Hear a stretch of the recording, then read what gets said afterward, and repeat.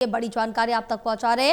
विधानसभा चुनाव की तारीखों का ऐलान हो गया। 5 राज्यों के विधानसभा चुनाव की तारीखों का ऐलान किया गया है। असम, केरल, पुडुचेरी में सिंगल फेज में 9 अप्रैल को वोटिंग होगी। तमिलनाडु में 23 अप्रैल को चुनाव होंगे। पश्चिम बंगाल में 2 चरणों में चुनाव होंगे। पश्चिम बंगाल में 23 और 29 अप्रैल को वोटिंग होगी। 5 राज्यों के 4 मई को नतीजे आ जाएंगे। 5 राज्यों के नतीजे 4 मई को सामने आ जाएंगे। बहरहाल बड़ी अपडेट आप तक पहुंचा रहे हैं। 5 राज्यों में चुनावी बिगुल बज चुका है। तैयारी में पहले ही पार्टियां जुट चुकी थी, जहां लगातार जो दौरे वो भी साफ तौर से देखने को मिल रहे थे। 5 राज्यों के विधानसभा चुनाव की तारीखों का ऐलान हो गया है। असम, केरल, पुडुचेरी में सिंगल फेज में 9 अप्रैल को वोटिंग होगी। तमिलनाडु में 23 अप्रैल को चुनाव होंगे। पश्चिम बंगाल में 2 चरणों में चुनाव होंगे। पश्चिम बंगाल में 23 और 29 अप्रैल को वोटिंग होगी। 5 राज्यों के जो नतीजे हैं वो 4 मई को आ जाएंगे। कौन किसको कितनी कड़ी टक्कर देगा ये देखना दिलचस्प होगा, नतीजे में साफ होगा। बहरहाल अब अपनी पूरी ताकत झोंकते हुए ये 5 राज्य नजर आएंगे और इन 5 राज्यों का अगर जिक्र करें तो जो कार्यकाल है सरकार का वो मई में समाप्त हो रहा है, इसलिए जो चुनाव है वो देखने को अब मिलेंगे। 5 राज्यों के चुनावी बिगुल बज चुके। मई में कार्यकाल समाप्त होना है इन 5 राज्यों की सरकार का।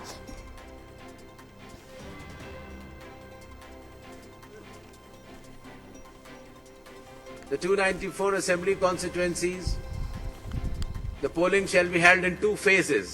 In the first phase 152 and the second phase 142. The date of poll shall be 23rd of April and 29th of April. And the counting shall be together for all, that is 4th of May 2026. The 294 assembly constituencies, the polling shall be held in 2 phases. In the first phase 152 and the second phase 142. The date of poll shall be 23rd of April and 29th of April. And the counting shall be together for all, that is 4th of May 2026.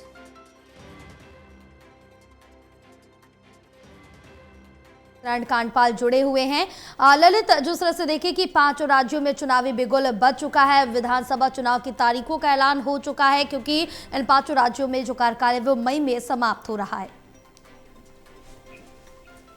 बिल्कुल, चुनाव आयोग ने जो है आखिरकार तारीखों का ऐलान कर दिया है और जिस तरीके से 5 राज्यों में तारीखों का ऐलान किया गया है उसमें जो सबसे चौंकाने वाला एक तरीके से रहा है वो पश्चिम बंगाल का चुनाव रहा है, क्योंकि हमने देखा है कि पश्चिम बंगाल में पिछली बार 8 चरण में मतदान हुआ था जी, और इस बार पश्चिम बंगाल में जो है 2 चरण में मतदान हो रहा है जी। तो ये एक तो अपने आप में बड़ा बदलाव है, जो कि चुनाव आयुक्त से जब इस पूरे सवाल को लेकर पूछा गया था तो उन्होंने कहा कि उनकी पूरी तैयारी है।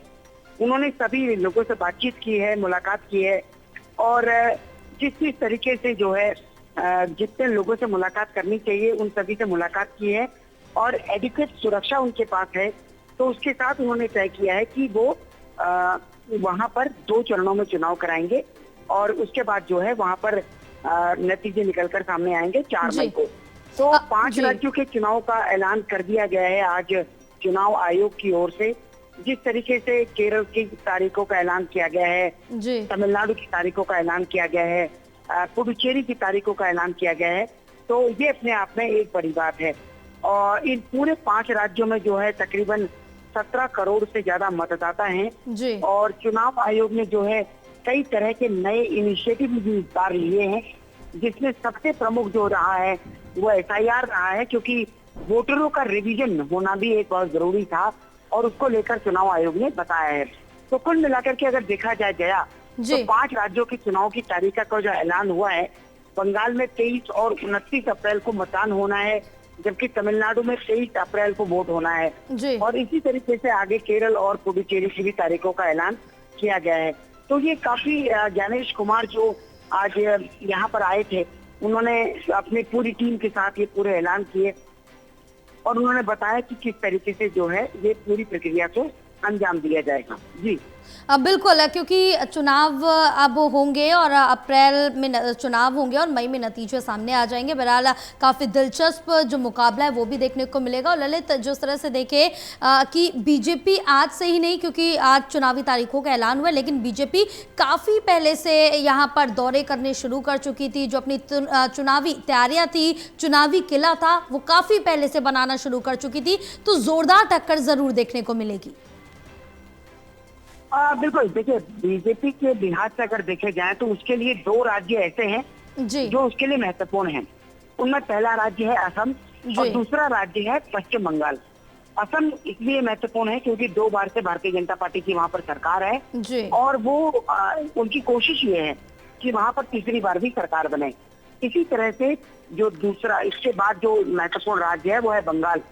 वहाँ भारतीय जनता पार्टी पिछली बार सबसे बड़े विपक्षी दल के तौर पर उभर कर सामने आई है, जी तो पार्टी दावा कर रही है कि इस बार वो वहाँ पर चुनाव जीतेगी।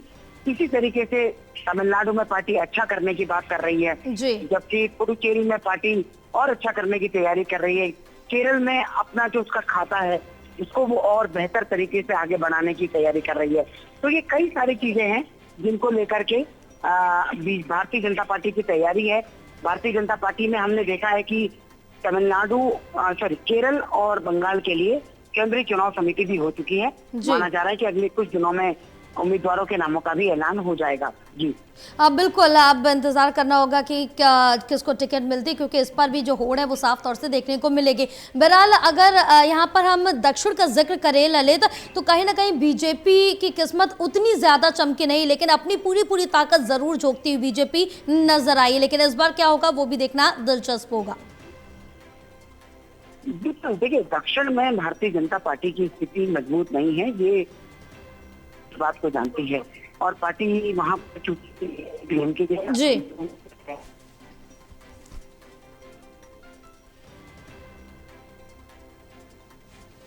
बिल्कुल ललित, आप तक आवाज पहुंच रही है? चलिए एक बार फिर से आपसे संपर्क साधेंगे, आपकी आवाज हम तक नहीं पहुंच पा रही। लेकिन बड़ी जानकारी बता दें कि 5 राज्यों में चुनावी बिगुल बज चुका है, चुनावी तारीखों का ऐलान हो गया है। अब देखना होगा कि कौन किसको टक्कर कितनी जोरदार देता है और कौन किसको शह और मात देता है, ये देखना दिलचस्प होगा। बहरहाल अपनी अपनी तैयारियां करने में सभी पार्टियां जुटी हुई हैं। ललित हमारे साथ, हमारे सहयोगी लगातार जुड़े हुए। जी ललित, क्या कुछ आप अपडेट दे रहे थे? मैं आपको ये बता रहा था जया कि देखिए, दक्षिण भारत में भारतीय जनता पार्टी लगातार कोशिश कर रही है कि अपने प्रदर्शन को वो सुधारे। तमिलनाडु में भारतीय जनता पार्टी की अगर स्थिति की बात करें तो वहाँ पर स्टालिन इस वक्त डीएमके की सरकार है और एआईएडीएमके के साथ भारतीय जनता पार्टी चुनाव मिलकर लड़ती रही है।